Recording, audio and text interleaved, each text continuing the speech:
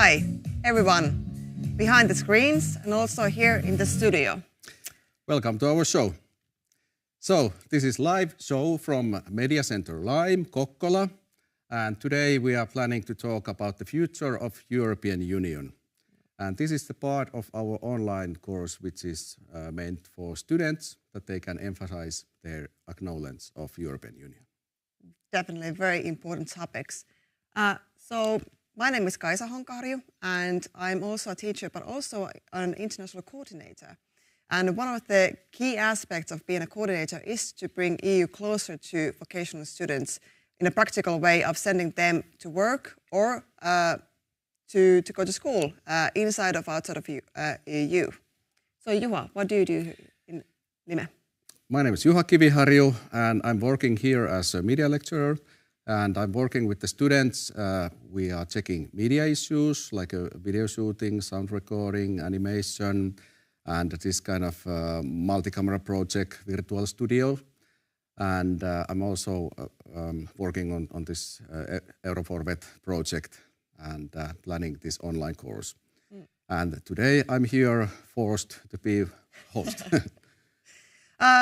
Who else is on the line? Which countries are part of this whole project?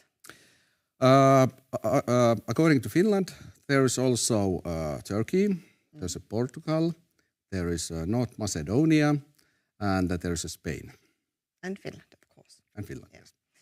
And yeah, today's topics are quite interesting. I have to say, even hot potatoes in a current political climate. Yeah. Yeah. Before I say about the topics, I would like to remind you about our QR code feedback. So if you watch the screen, you will see now there is a QR code and you can give us some feedback about this student online course. Please use the code, use your voice, just like in Eurovision. Use your voice now. We need the feedback. What do you think about how this whole course went? Was it useful? Did you learn new things? And even be precise, what did you learn? What was interesting? Please, we want to hear everything you have to say. Yes. So the topics for today, there's very, very interesting topics. Climate change, which is very, very critical, I think. Enlargement in European Union. Defense inside of EU, defense forces. Very, very hot potato at the moment, considering that we have a war inside of Europe at the moment. Artificial intelligence. What are the opportunities, the challenges? The threats. The threats, of course. And also the international relationships, how it's for the other countries. Yeah. So these are the 5 topics, and the students on different countries, they have to think about these, and especially what is the future of EU. Yeah. So what is going to be in the future, these topics? Because you students, you're going to be one who rules inside of EU in the future. Yep. But I think we should go on. I think we can debate here quite a long, but let's go on. So what is our first nation where we're going? Can we have the map, please? And some drum rolls. Yes, we have the blue and white map, which is Finland. Yeah, and Finland's topic is the artificial intelligence. But before we hear the Finnish points for this, maybe we just check what is the Finland. Finland culture. Yeah. Well, Juha, do you have, how many saunas do you own? I own 3 saunas. Me too! No way! So if there's 5 million people living in Finland, there's 2.5 million saunas. So basically, every single person in Finland could be in the sauna at the same time. Yep, that's true. And also, as you can see in the background here, there's, for example, mämmi, the Finnish traditional food. Looks a little bit weird, but you should taste it, then you know it. Tastes excellent. And of course, behind you, there is the friend who everyone knows, Santa Claus. Yes, the most famous man in the world, I would say so. And he lives in Finland. I've seen him many, many times, every single Christmas. Yep. Another activity is ice hockey, Eurovision Song Contest. We are very fond of it. But anyway, let's move on. Now, can we have the QR code for this artificial intelligence? Thank you. So please take a nap of it and write your own thoughts. What is the artificial intelligence? What do you think about it? And at the end of the show, we are planning to check up some ideas that you viewers have there. Anyway, back to the business. So our first nation is Finland and artificial intelligence. And can we have a Teams connection, please? And is there Joni and the students ready in the classroom? Hi, Juha. We are ready here, and unfortunately our camera just died, so it's just darkness from our side point of view, but happy to see you guys. Okay, well, same to you, I guess. Running out of battery, I guess. But anyway, you can now, you can put full screen and you have the presentation for your Definitely, thoughts. I will have our thoughts in a GIF here. And as a part of the show, so around 5 minutes you have time, and please say the conclusion about your debate for it. And now we be silent here. Thank you. Yeah, thank you, Juha. And I would like to ask our audience here, because we have some Slovakian visitors here as well. How many of you think that the AI is a good thing? Yeah. Raise your hand if you think it's a good thing. Raise your hand if it's a bad thing. Actually, the majority here thinks it's a bad thing, but let's see what the conclusions from Finland are on the matter. So basically, 3 main points that came up in the debate was, how can AI take our job? Is there anything we can do to prevent this? You need to have rules to follow when working with artificial intelligence. Do we need new laws for this? AI is not very reliable yet. Spreading false information is a big risk. Can we recognize the false information and the truth from another? These are big questions, and in my personal view, these are actually the questions that we have to have answered in a moment. Cannot be anytime sooner than later, because we need them as we speak. So big questions that are coming up. And also, what are the main threats about AI in the future? There's a risk of losing jobs. Right now, AI is not a threat, but how do we know what will happen in the future? Actually, I think that nobody knows what will happen in the future, and there are some jobs that we require AI as we speak as well. But also, the misinformation spreads very easily. How can we trust the reliability of information anymore?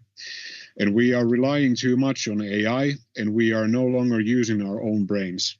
This is a big threat, of course, but that if we build a trust chip between AI and we trust it blindly, so there will be no more reliability on the information. But there are also possible solutions. There will be no more computers. However, this is not necessarily a realistic act, just an isolated statement. AI should be assigned tasks that humans don't want to do, and at the same time, think about why we don't want to do these tasks. Let's create rules according to which AI is developed, taught, and used. And maybe AI in the future can have this conversation between us too. So there are a lot of possibilities, a lot of threats, and a lot of things that we don't know yet, but would need the answers to as soon as possible. So these were the main conclusions of Finland. And once again, now that we have the camera working here, I will end our presentation from now. And let's see, how many of you think that AI is bad? Let's raise the hands once again. And how many of you think that AI is a good thing? And yes, they can be both. So there's no definite conclusion yet, but I think the majority here thinks that the AI is bad. How about you guys? What do you think? Well, personally, I think artificial intelligence, it's not the enemy, but maybe the way we use it might be one.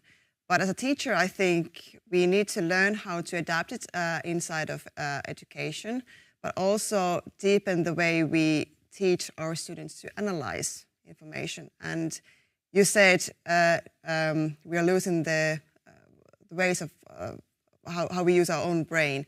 So we need to deepen that thought. Like AI is just giving us information. how we use it depends on us. Yeah, it's a really tricky question, and there is a plus side, but also some cons. Yeah, as you said. As you said, yeah. But I think you have a very good conversation there, and I think that's maybe the most important thing of all of these issues, that there might be no real solutions. But as long as we have a debate, as long as we discuss to each other and make the future of us together, I think that's the main point. Conversation is giving us more conclusions and more options. Yeah. How we approach things. Yeah. So, Joni, as students, do you have anything more, or shall we go on? Do you have any more comments? Everybody seems happy, so we will see what the AI will bring us in the future with these questions. Okay. Thank you. Thank you, Finland. Yeah, so maybe shall we move on? Yes. Can we have the map of Europe, please? The next country is going to be... Oh, Portugal. Have you been in Portugal? Yeah, we were there last October. Fantastic country, and thank you for hosting us there. Very lovely visit. Yeah, worth visit, definitely. Yeah. Can you see the fish? Yep. Did you taste them? So there, as you can see, some sardines. Yeah. Picture. Yeah, I taste it and I love it. I think I also bring something back to Finland. I was a poor tourist. I didn't taste or bring anything with me back home. But the other pictures that we have over here, the tree you can see there is a cork oak, which is a Portugal's national tree, a symbol of its identity, history, economy, and an environment. And the Portuguese guitar is a symbol of Portuguese cultural identity and fado, the country's national musical genre. And what about the cobblestones? Cobblestones. They are floor covering made of irregular stones, usually limestone and basalt, which from decorative designs. And I think I saw lots of them. Yeah, they were very beautiful. I think about just, putting them out there. What a work. Yeah. More or less. And for our lottery ticket, we gave, for Portuguese friends, we gave the enlargement of European Union was the topic for that one. And before we have a Teams connection to the Portuguese, maybe I remind you about our QR code.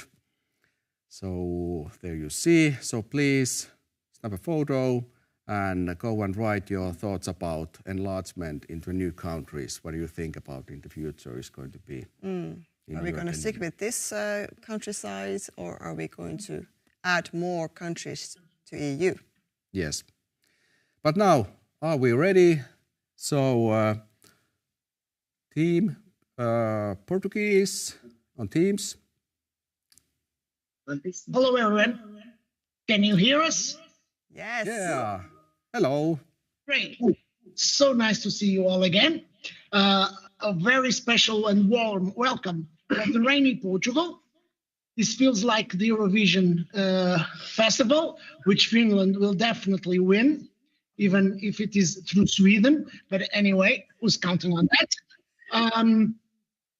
A very special thanks for organizing this event. And I'm going to call the main actors, which are our students.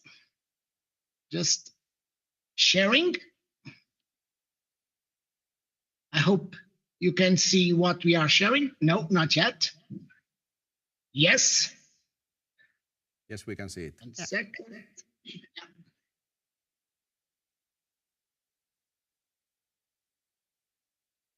Okay, boys and girls, the floor is yours. Well, good morning, everyone.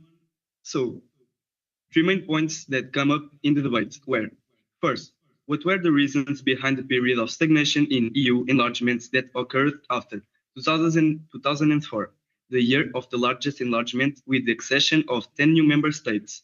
As a result of the research carried out and shared in class, we found that this period of stagnation was due to several factors, such as the enormous economic and institutional impact resulting from the major enlargement that took place in 2004, The 2008 financial crisis, which led member states to prioritize internal stability and economic governance, non-compliance with EU values by some member states, lack of essential reforms in some candidate countries, the growth of Eurosceptic parties in several EU countries.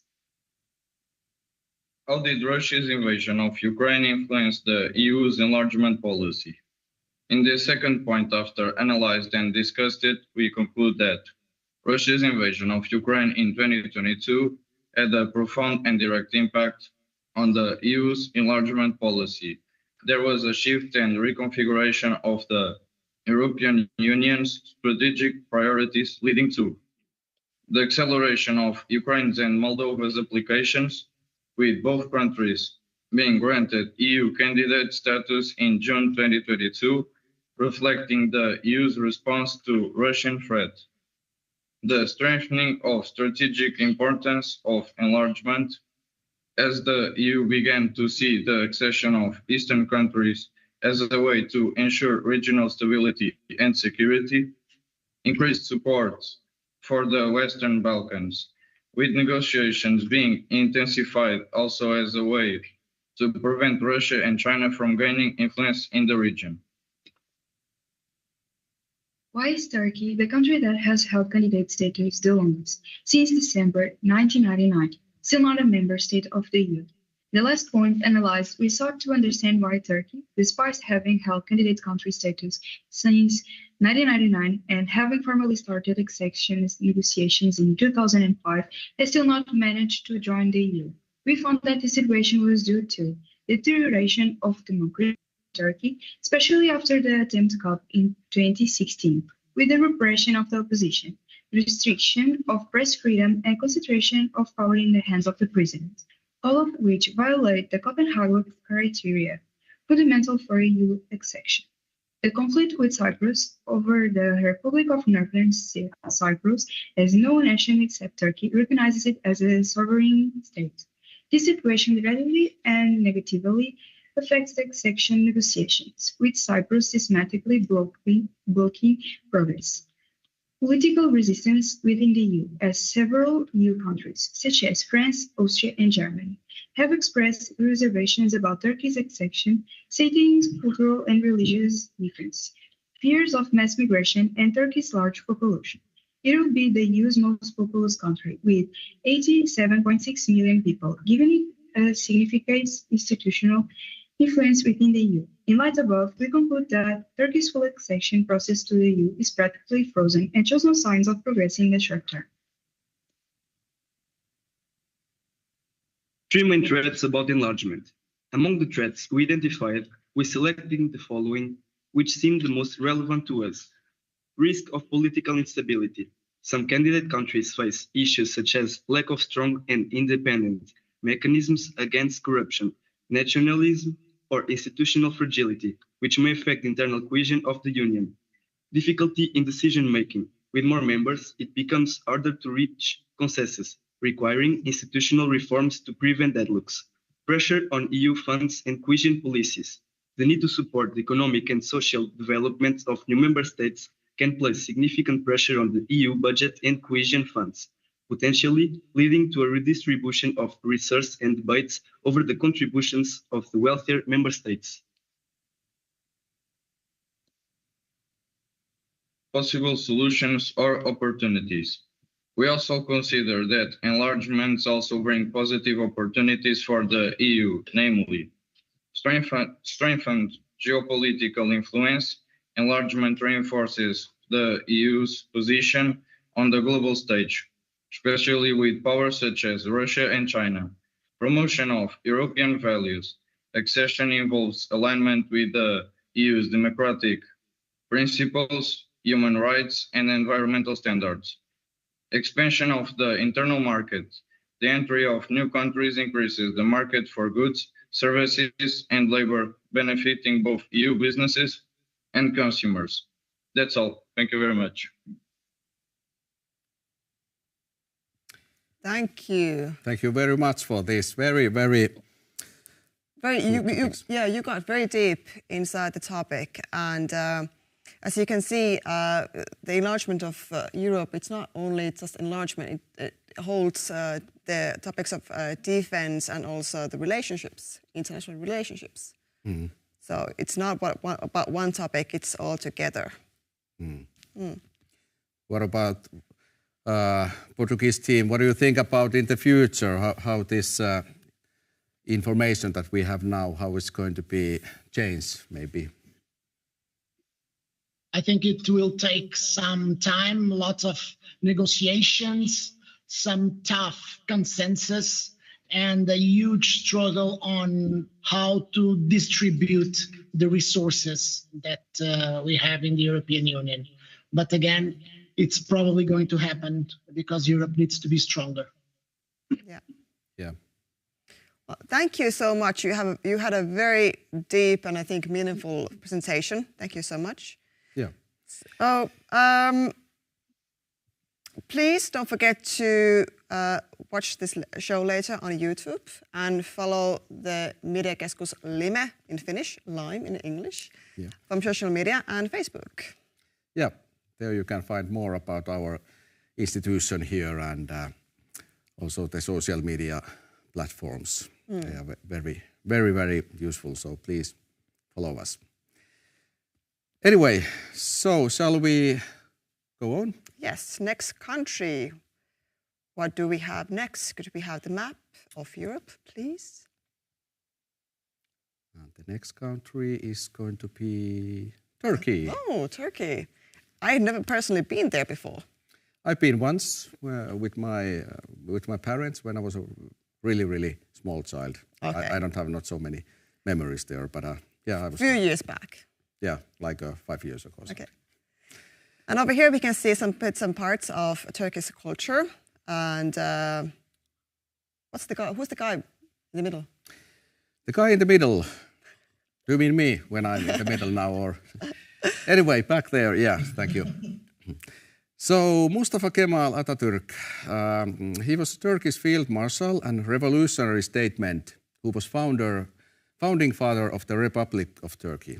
Okay. And by the way, did you know that he was serving as a first president from 1923 until his death 1938? No, so I'm a living proof that you can learn new things every day.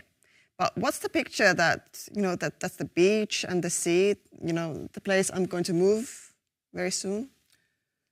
Do I have to? Because it's a little bit difficult, but Ölüdeniz. It's a town of a municipality and district of Fethi Muğla province, Turkey. Oh, we do apologize for pronunciations of all these names. Yeah. Sorry. I barely can speak even English, but I try my best. So on that place, as you can see here, it's a very small. There's only around 6,000 people or something, but it's very popular for this kind of beach activities and very beautiful place. And I think that's on my bucket list when I go to Definitely. Turkey. And the food looks delicious as well. Yep. Yeah. So for our Turkish team, the topic is international relationship. And once again, you can see the QR code here on the screen. Please take a photo, go and give us your thoughts about it. Actually, we have following here at the same time, so you have already give some thoughts. So we will be quickly looking at them after all the presentations. But now, international relationships, our Turkish team, can we have a Teams? And I think I heard some familiar voices already there, so are you there? Rashid? Eren? Yes, we are here. Can you hear us? Yes. Loud and clear.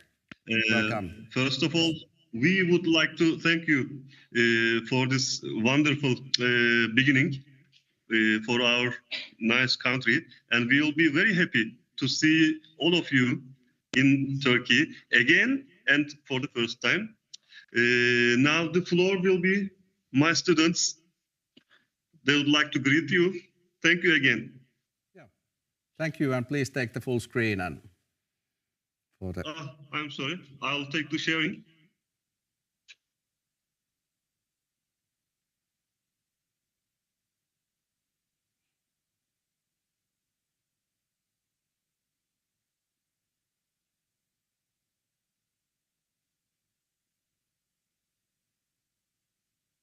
It's okay, I think? Yep, beautiful. Okay, thank you. Hello, we are the Turkish team. Our topic is international relations. 3 main points came up in the debate. First, the role of EU delegations worldwide. 2, the impact of sovereignty and national identity in international relations. 3, possible change in the EU sphere of influence. First, the role of EU delegations worldwide. A, diplomatic representation. They represent the EU in third countries and international organizations. B, development assistance. They coordinate projects funded by EU funds. They develop sustainable projects in areas such as poverty reduction, education, and healthcare. C, reporting and monitoring. They monitor political and economic developments and send reports to Brussels. They play an active role in processes such as election observation. D, interracial cooperation. They represent the EU in multilateral organizations such as the UN and the African Union. They collaborate on global issues such as climate change, migration, and security. 2. Sovereignty and national identity. A. Sovereignty and the EU structure. The EU shares sovereignty in shared areas while its members maintain their sovereignty in many other matters. For instance, as seen in examples like Brexit, sovereignty issues can lead to tension within the EU. B. National identity and the EU's foreign relations. While the EU's attempts to preserve the national identities of its member states' foreign policy, it advocates for a set of shared values to build a global identity. 3. The EU's sphere of influence. A. Geographical influence. The EU consists of 27 member countries, but its influence is not limited to these countries. B. Economic influence. C. Political influence. D. Cultural and social influence. 3 main threats about the topic. 1. EU's external aid might be disrupted during economic crisis. Economic crisis can affect the EU contracts. External aid policies during times of crisis or contracts might reduce external aid due to budgetary constraints. 2. Internal political pressures, disharmony between the domestic political pressures and incompatibility within the EU can complicate foreign policy decisions. Internal political crises can prevent governments from focusing on EU policies. Furthermore, the incompatibility between countries which different cultural and economic backgrounds makes it difficult for the EU to act collectively. 3. Global competition. The EU might face challenges due to competition. Countries like China, where emerging economies pose a threat to the EU's dominance in trade and technology. Possible solutions.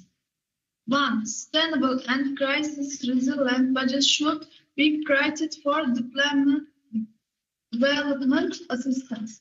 The EU can make development aid more resilient to crisis by financing it through various funding sources.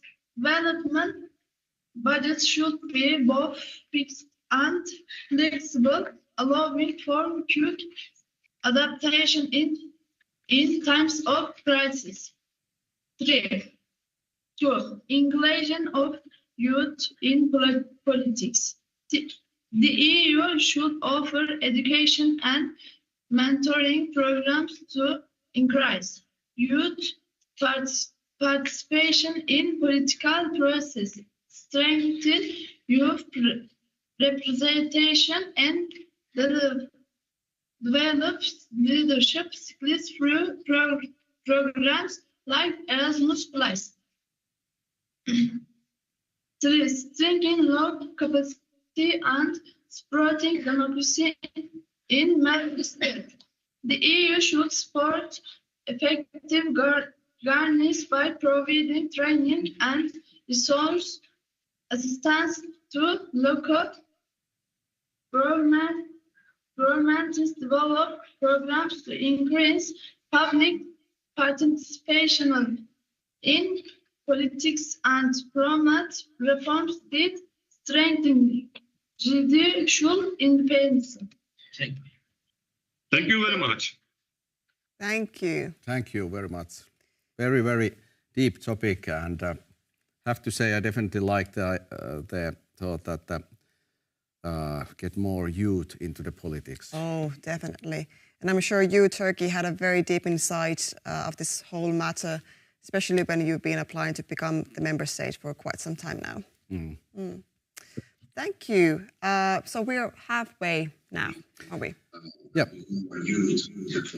Oh, definitely. I'm sure you, Turkey, had a very deep insight of this whole matter, especially when you've been applying to become the member state.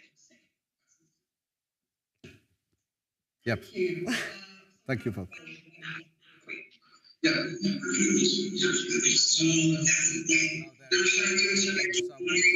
Microphone on, so.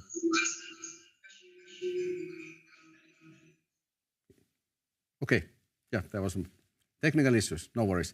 So anyway, halfway. Halfway, yes. 3 done, 2 to go. But before that, so Kaisa, is this your first time as a host? Yes. Yes, For it me, is. for me, it's the same. I'm on the dark side of the camera, not on the bright side here. But you know, this is our virtual studio. Do you know how it works? No, actually, it has been a very strange experience. Do you have a sneak peek for our control room? Please. Maybe we can have a live stream from there. Yep, thank you. So there is our team. There is a sound designer. There is they already went away. Anyway, so there is a sound designer. There's a director. There's making sure of continuity, video mixing, all the feeds that we are putting, the animations, the graphic design, everything that the student has put it here. So it must require a lot of workforce. Yeah, for this project, I think there is maybe 15 or 16 students are involving on this to settle this down. Yeah, that's a lot. Yep, but yeah, let's move on. Have you done anything? I have done only by drinking this water right now, so I'm jobless now. But yep. So, but maybe we will see the one student make the animation. So animation of him of the next European country where we're going to visit.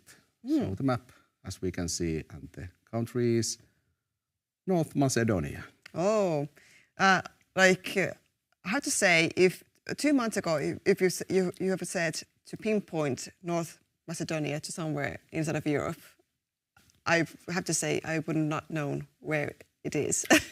I was the same situation in 2 years ago, but I visited there last week, and it's a really beautiful place and worth of visit, definitely. So it's around 2 million people live there, and as you can see on the background, there's many different cultural elements, and maybe we pick up there some points. The cuisine is really good there. Okay. And if you love history, you would love the fact that Alexander the Great, the world's most famous conqueror, was actually born in Macedonia. Yeah, that's true. And also Mother Teresa was born in Skopje.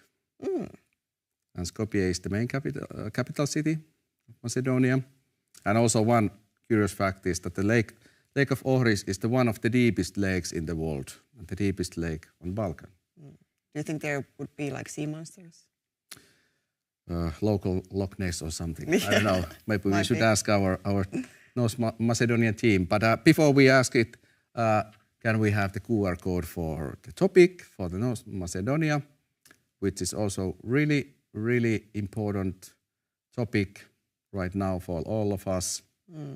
So climate change. That's the topic that the youth students in Macedonia, they have a debate about it, and now we will hear their thoughts about it. So Elena and the students, are you ready for there on Teams? Hello everyone. It's nice to see you again. Greetings from the sunny Macedonia. Thank you for the beautiful walls, the description of our country. We had an interesting debate in the last days with our students about the climate change. And today, Simon and Marco are going to share the conclusions and main points and results about this topic. Thank you.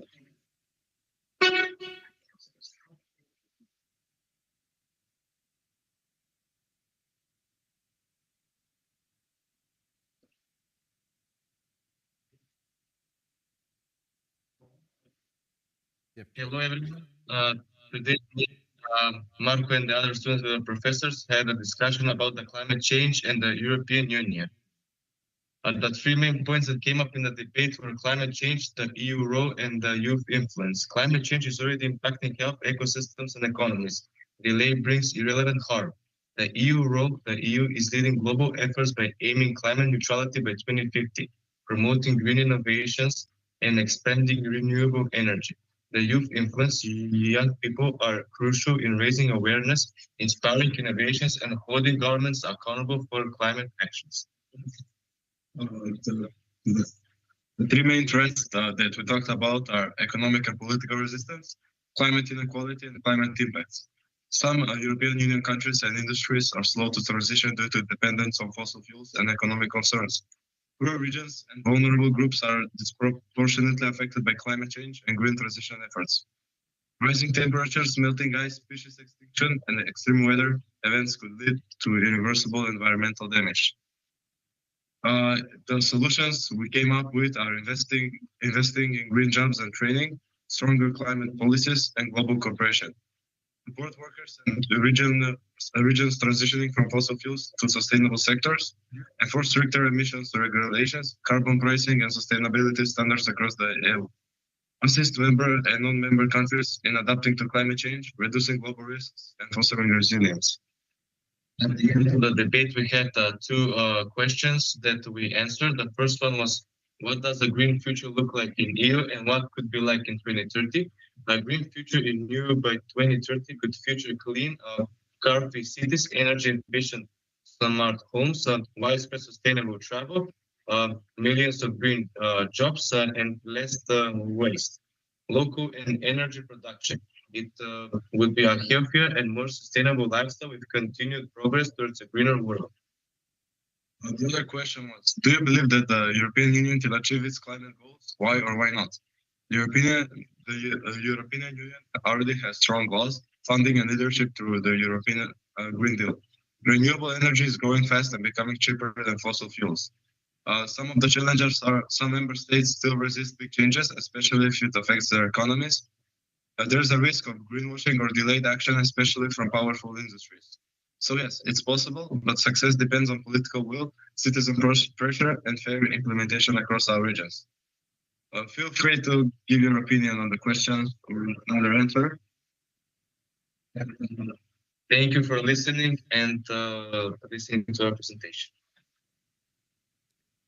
Thank you. Thank you very much for this. I think your debate was a really effective one, and you found many critical issues there, and also some good solutions. What is going to be? Personally, my point of view and what you had also was that the young people, the youth, you all behind the screens, you are the future. You will hold us responsible what's going to happen with climate change in the future. Yep. All right. Also, I noticed that you was thinking about the smart, like energy saving smart houses. And to be honest, actually in Kpedu, we have also this kind of project right now going on, where's the Älytalo-hanke. Smart house. Yeah. Welcome artificial intelligence. Yep.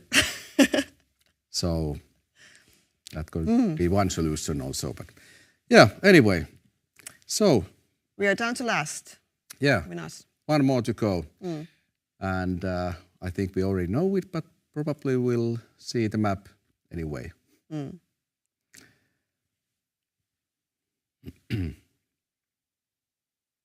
Spain. A bit warmer country than Yes. Finland. Warmer country and yes, beautiful. Now we get it. There's some Spanish elements that we will see it. You know, there's a human pyramids, Catalan tradition of building impressive human towers. Festivals. Looks a little bit scary, but Sign me up. Yeah. Okay. Yeah, and I've been to Spain a few times, and also I've tasted the. Once again, I do apologize for all of my Spanish friends. Paam tomaquet. It's a bread with tomatoes, and it's a simple dish. It is just olive oil and tomatoes on top of my bread. So behind here. Yeah, very good. Yeah, and so Spanish topic is a defense and the European Union. And I think you all had knows about that we have some topics near the Spain and the Portuguese last couple of days. There were huge blackouts a couple of days ago. And we tested systems, and Kim, I think he's on the Teams now. I will let you speak soon. So everything is there ready. But for their school, they have accidental, at the same time, they have a student's trip. So our connector, Kim, is there going to present the ideas. And before that one, can we have the Spanish QR code, which is defense? So once again, write your ideas, your questions, your comments on the platform, and we can check them out. Yep. But now, Kim, are you there? Yeah, I'm here. Hello, everyone, and thank you for this wonderful event just created from that marvelous studio that you're hosting in your country, which I was so lucky to visit, and I really love it.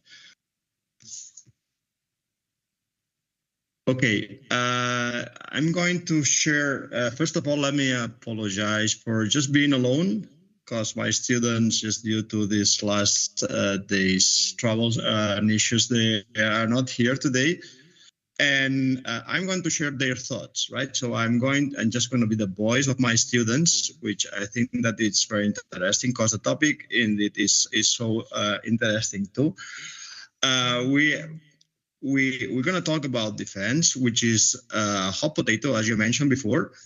And wow, we're going to do it in a different way, possibly from the initial perfectly that we had on this topic. Just because when we talk about defense, we talk about weapons and military forces, and obviously the policies of the EU are related to that, probably just to prevent conflicts, just to strengthen the international security, and just to keep the peace with their operations. But students have another point of view, which I found it really also interesting, and I want to share with all of you. Right. So the main points that came up into the debate in class last week. The first one was about the cybersecurity and all the digital threats regarding this point. And some of the rumors just said that probably the lockout of last Monday morning or an afternoon was related to that. So we all know that hackers can steal our personal data, and so they also can spread fake news all around. So do you feel really safe? Do you feel safe just in this kind of world? So the second point that came in class was about peace, war, defense, and militarization, which is so interesting, and it's necessary, and all we agree that it's necessary for our world. But are we moving toward war or just working for peace? That's what the debate that came in class with us among the students. So, and the other point, which is a question which is also interesting, is regarding people. So are we spending money on weapons or people? So this is so interesting to deal about. And finally, and I think that probably you boys and girls will agree with that, they want, just all my young students want to have voice in security decisions. So because we adults make just, we take the decisions, we make the decisions, but we don't ask young people about them. So future it's not going to be for us, unfortunately, but I think that young people have a lot of things to say regarding to the future. So which are the threats that we have been discussing these days? So finally, the first of all just was about the rise of the cyber attacks and the misinformation campaigns that affects governments and also young people's digital life, because we are all moving with this digital and technical elements, and we can be attacked at any single time. So the second threat was about the fear of the money that we spend in Europe and probably in military. So probably we are moving away from peaceful values or like local justice, sustainability, and well-being. So probably the students think that this fact increases probably the human trafficking networks, which are exploiting refugees and manipulation of migration flows. And here in the south of Europe, we have a lot of problems with this kind of networks.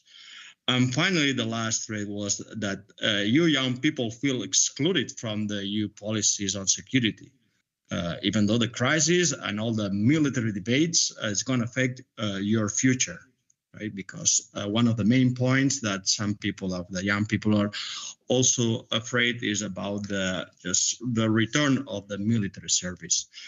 And which solutions did they propose? So the first one was just to invest in the cybersecurity education in schools and promote probably the digital literacy campaigns, so that you know how to protect yourselves and then to identify this information. And what's more, also just to strengthen the EU laws. The second solution is focus on defensive cooperation and not on aggression. So just to promote the missions that protect human rights, peacekeeping, and humanitarian aid, not just military build-up.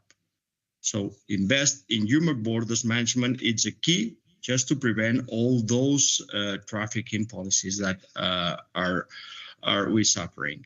And finally, the last solution is just to create youth forums and panels to have voice in the defense strategies. Just ensure transparency and communication between institutions and young citizens, just to have voice, because you young people are going to be in charge of just taking the decisions of the future.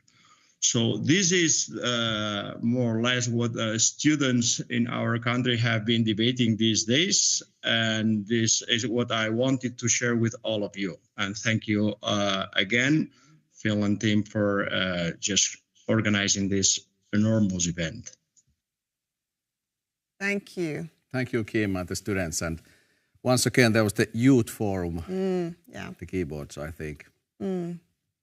And I loved your solutions. They were all very, very heartwarming, very peaceful ways of keeping the peace in Europe.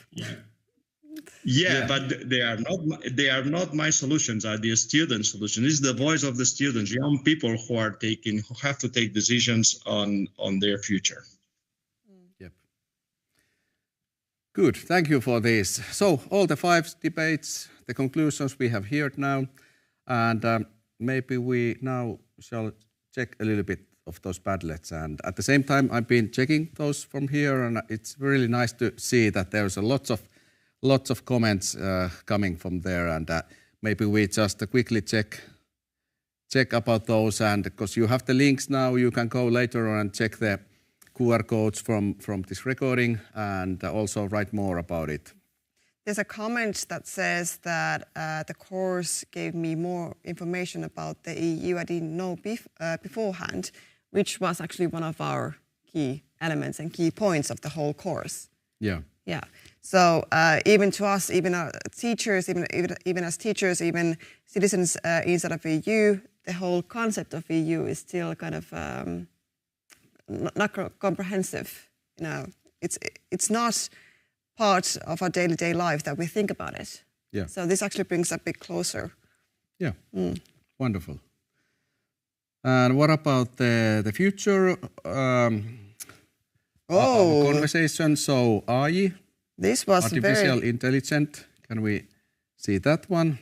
Oh, and as we can see, there's lots of comments, and also some artistic pictures. Maybe they are artificial. I don't know. Maybe. Oh, thank you for this. Lots of really good thoughts and ideas. Just a quick. Artificial intelligence is very useful when used correctly. Yeah. Which is really nice. Summarize pretty much everything we have talked about. Yeah. Yeah. Definitely I will. After this show, I will check all of these, and thank you for this. And the next topic, enlargements. Also very good. Lots of thoughts about it. Okay, there is about farming. The most important and successful policy tool is advantages in farming unions. Okay, because I work in the natural resources sector. That's a very interesting idea. Yeah. Yeah, keep writing there. Thank you for this. And the next one, international relationships. Oh, there's also lots of thoughts. Thank you for this. It was nice study on international relations. That's a good thing. Definitely European way to look things. Yeah, so you cannot fight these fights alone. Yep. That's the whole process, or the idea of us being united. Definitely. And the next one. There's that one sentence I love. International relationships foster cooperation, peace, and global development. Oh, I love that idea. That's a good thought. So the climate change was the next one. It's a very scary topic for the future. That's true, and we have to start to think about how to handle these issues. Very, very, very much. So many comments. Thank you. And I love the idea of that whole concept that you people behind the screens, because like we have said so many times, it's the young people who are going to change the world when we are a bit older than we are today. So it's a very important thing that you are connected, that you put the pressure to all of us. Definitely. To administrations, to your neighbors, to your friends, to your family, etc. Yeah, and the last one, the defense. Indeed, very good thoughts there. Now I actually see maybe it's not, there's only a couple of thoughts, but when I check it here online, so there is much more. So in our program system, I think we have to rephrase it. But anyway, you can go and check it yourself. And It says that EU needs to grow a spine. Okay. Yes. Strong allies matter. Yes. That's why we are aligned. We are together. Strong allies. Yep. For sure. Yeah. Wow. Anyway, thank you for all of these, and keep writing their thoughts. And because you are the youth students, you are going to build this our world. So keep going. So more or less, we are almost done. So this was our the talk show, virtual talk show, and it was nice to have this kind of show just to check it how it's working on the live. So we are here in Finland, and you guys are there in Europe, and now we are almost done here, and I hopefully you enjoyed to watch the show. And are you going to be a next time host also? Well, if you behave nicely. We'll see. Yeah. And go and check Mediakeskus Lime or Lime YouTube channel. You can watch this later on it there. But I think before we put the end credits there, I think there might be go a little bit. There might be some. Is it surprise or something? A surprise, perhaps. Yeah. It is located because this is the last day of April for that one. So maybe can we have the stinger, please?